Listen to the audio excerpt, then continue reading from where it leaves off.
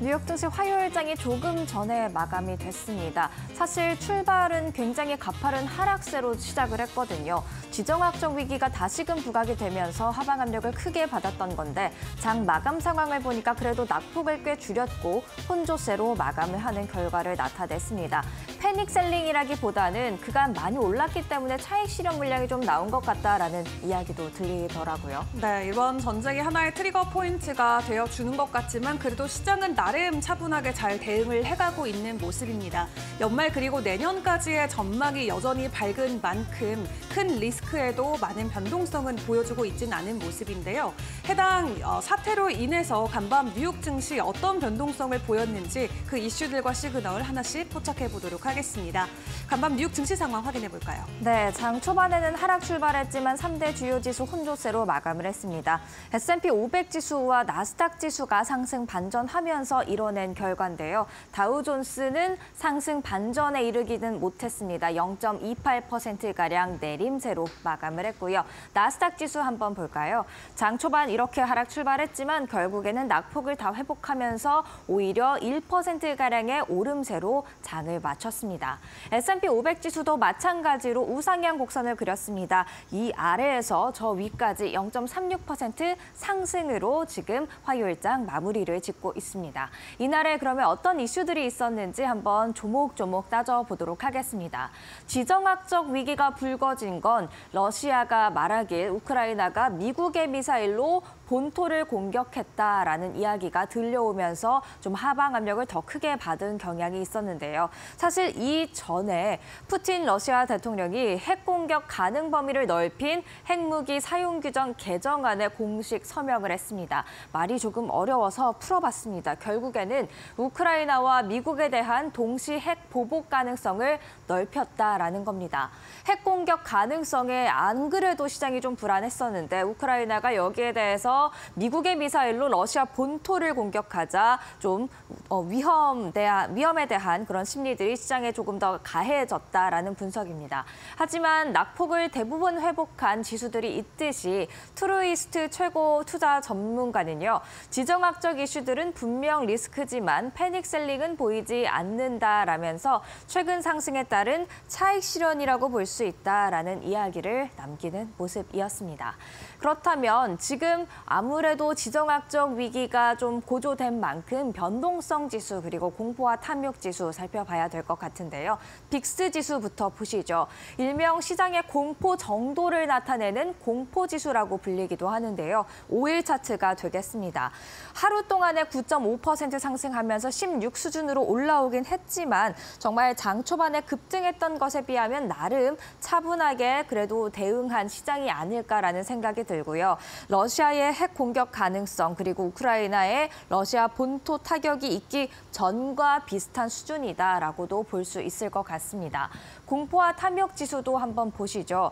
이날 중립으로 내려오기는 했습니다만 지금 랠리를 펼치면서 욕심 구간으로 들어갔던 이후 굉장히 최근 며칠 동안에 비하면 공포와 탐욕 지수도 크게 변화가 없다는 것을 알 수가 있죠. 즉, 장 초반에는 좀 놀라긴 했지만 가면 갈수록 좀 침착함을 되찾으며 나름 차분한 시장이었다 생각할 수가 있겠습니다. 화요일장 전체적인 분위기 그러면 어떻게 진행이 됐을까요? 장중에 히트맵이 되겠는데요. 실적을 앞둔 엔비디아 그리고 호실적을 기록한 월마트가 쨍한 초록색, 크게 올랐다라는 색깔을 표시하고 있습니다. 월마트 3%대 그리고 엔비디아도 4.72%가량의 오름세를 장중에 보이고 있었는데요. 엔비디아와 월마트가 두 개의 기둥이 돼서 나스닥과 S&P 500 지수를 끌어올렸다 이렇게 생각을 해볼 수가 있겠고요. M7 종목들 장중에는 이렇게 대체로 다 상승하는 모습이었는데 장 마감 어떻게 됐는지 한번 살펴보도록 하겠습니다. 일단 엔비디아 밤 사이에 또 4.9%가량 오르면서 다시금 시가총액 1위 기업으로 올라왔습니다. 실적 발표를 정말 이제 코앞에 앞두고 있는데 그래도 강한 상승세를 보이는 모습이었고요. 애플 이어서 확인해 보시죠. 시가총액 2위로 밀려난 애플 0.14% 상승했고요. 마이크로소프트도 상승하는 모습이었습니다. 0.45% 강세. 구글도 한번 살펴볼까요? 구글도 1.56%가량의 오름세를 보였고요. 아마존도 이어서 확인해 보도록 하겠습니다. 아마존도 1%대의 상승, 메타는 또 얼마나 올랐을까요? 메타도 또한 1%대의 상승률을 기록했고요. 테슬라, 이날도 역시 오름세를 이어갔습니다. 장중에 살짝 흔들림이 있기는 했지만 다시금 힘을 내면서 2%대의 상승률로 거래를 마치는 모습이었습니다. 이렇게 M7 종목들 다 상승했는데 특히 이슈가 있었던 종목들이 있죠. 몇 가지만 살펴보겠습니다. 일단 엔비디아, 블랙웰 과열 이슈로 좀 하방 압력을 최근 받았었는데 젠슨 왕 CEO가 블랙웰 온전히 생산 중이다라는 발언을 하면서 서버 과열 문제를 일축시켰습니다. 실적 발표를 하루 앞두고 아무래도 서버 과열에 대한 그런 문제점을 인식하고 공개적으로 먼저 발언에 나선 것으로 보이는데요. 이런 부분들이 과연 실적과 연결해서 엔비디아의 성장 탄력, 상승 탄력으로 이어질 수 있을지 계속해서 지켜보시고요. 알파벳도 좋은 소식 하나 들려왔습니다. 구글이 이 영국의 경쟁 당국으로부터 엔트로픽 20억 달러 투자에 대한 승인을 받았다고 합니다. 원래 반독점법에 걸릴 뻔했는데 잘 통과한 것으로 보여지고요. 테슬라, 트럼프 효과를 톡톡히 보고 있는데요. 밸런스가 이런 헤드라인을 전했더라고요. 카다시안이 옵티머스 영상을 올렸기 때문에 테슬라의 상승 탄력이 더 더해졌다라는 그런 헤드라인이었습니다. 아무래도 유명한 영향력이 큰 인플루언서다 보니까 이 옵티머스를 실제로 구동시키고 있는 그런 영상을 올린 게 테슬라의 또 호재로 작용하지 않았나라는 재미있는 헤드라인이었는데요. 테슬라에 대한 앞으로도 상승 탄력이 이어질지는 지켜보셔야 될 것 같습니다. 이어서 이슈가 있는 종목들도 확인해 보겠습니다. 먼저 슈퍼마이크로 컴퓨터, 데드라인이었던 월요일 18일을 무사히 잘 넘긴 것 같습니다.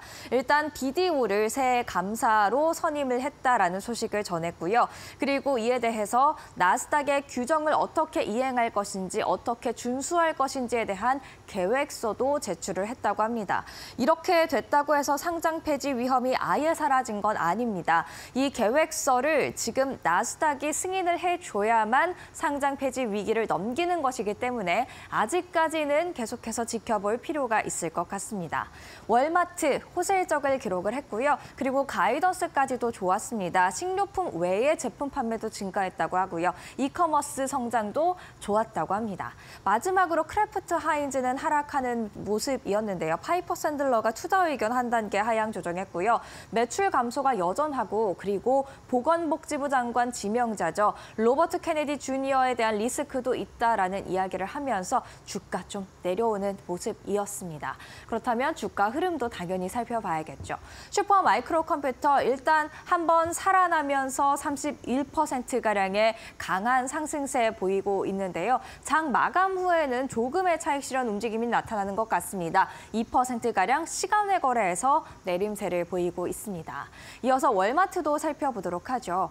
월마트 호실적에 3%가량 오름세를 보였고요. 그리고 마지막으로 크래프트 하인즈도 살펴보도록 하겠습니다. 하방 압력을 받았는데 1.61% 내림세를 보였습니다. 그리고 또 다른 이슈 한 가지가 이날 있었습니다. 정부효율성위원회가 세금 신고 간편화 방안을 고민하고 있다라는 이야기인데요. 무료로 세금 신고를 할 수 있는 어플리케이션 개발에 대한 논의를 하고 있다고 합니다.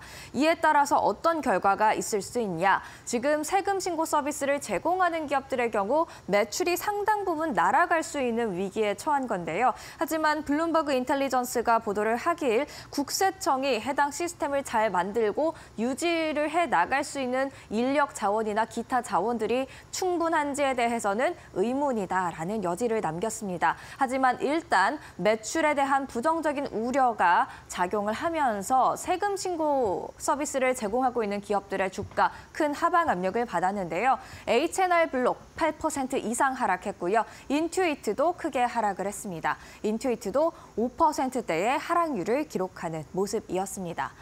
이렇게 계속해서 트럼프 2기가 어떻게 구성되느냐에 따라서 지금 많은 변화들이 나타나고 있다는 점은 체크를 하셔야겠습니다. 한편 지정학적 위기에 대해서도 지금 시장이 긍정적으로 반응을 했는데요. 히트맵 다시 한번 보실까요? 방어적인 성격 종목으로 많이 갔을 것 같죠. 하지만 생각보다는 뜨듯 미지근했습니다. 엔비디아와 월마트만 좀 강세를 투견하게 드러냈을 뿐 보통 방어적 성격이 강하다고 하는 필수 소비재 섹터라던가 통신주 섹터라던가 헬스케어주 섹터들 다 큰 상승세를 보이지 못한 모습인데요. 그럼 투자자들 어디로 갔느냐? 지금 안전자산으로 다시 러쉬 달려가고 있다라는 분석이 나오고 있습니다. 대표적인 안전자산 중에 하나가 바로 미국의 국채가 되겠죠. 2년물 국채금리 그래서 내림세를 보이는 모습이었고요. 10년물 국채금리도 또 동일하게 하락세를 보이는 모습이었습니다. 4.3%대로 내려오는 모습이었죠. 이렇게 국채를 찾다 보니까 금리가 하락하는 것을 확인할 수가 있었고요. 국제 금값도 오름세를 보였습니다. 국제 금값 먼저 보면요. 밤 사이에 0.83%가량 오르면서 2,630달러 선으로 훌쩍 올라오는 모습을 보였죠.